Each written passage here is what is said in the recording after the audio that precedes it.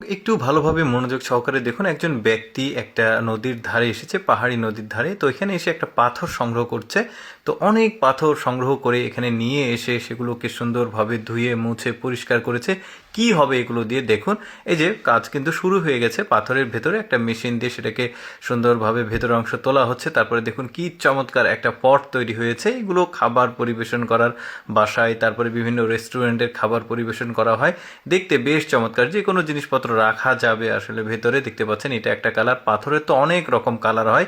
তো এটা দেখতে পাচ্ছেন, এগুলো আবার ওই যে বিরিয়ানি সার্ভ করা, ভাত খাবার টেবিলের উপরে ভাত সার্ভ করা, তারপরে রেস্টুরেন্টেও কিন্তু এগুলো ব্যবহার হয়।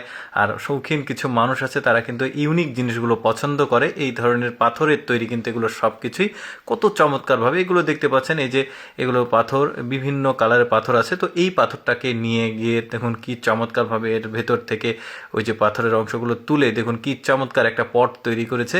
দেখতেও কিন্তু বেশ চমৎকার লাগছে। আরও অনেক কিছু দেখাবো আপনাদেরকে, পুরোপুরি ভিডিওটা দেখতে থাকুন। যেমন এইটা দেখুন, এটা একটা কালারের পাথর।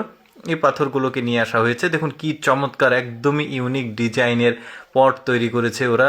ওরা আসলে কোনো কিছু ফেলে দেয় না, সব কিছুতেই আসলে কোনো না কোনো আবিষ্কার তারা করে। যেমন এইটা দেখুন, বেশ চমৎকার একটা পাথরের একটা কি বলবো কেটলির মতো তৈরি করেছে। এটা একটা বাটি, অনেকগুলো বাটি তৈরি করেছে। সেই বাটিগুলোর কালেকশনগুলো দেখায় আপনাদেরকে। যেমন এইটা একটা দেখুন, এক একটা পাথরের যেহেতু এক এক রকম কালার হয়, তাই বাটিগুলোও কিন্তু ঠিক সিমিলারলি কালারগুলো আলাদা আলাদা হয়েছে। দেখতেও বেশ চমৎকার লাগছে কিন্তু। যেমন এইটা একটা কালার, বেশ চমৎকার।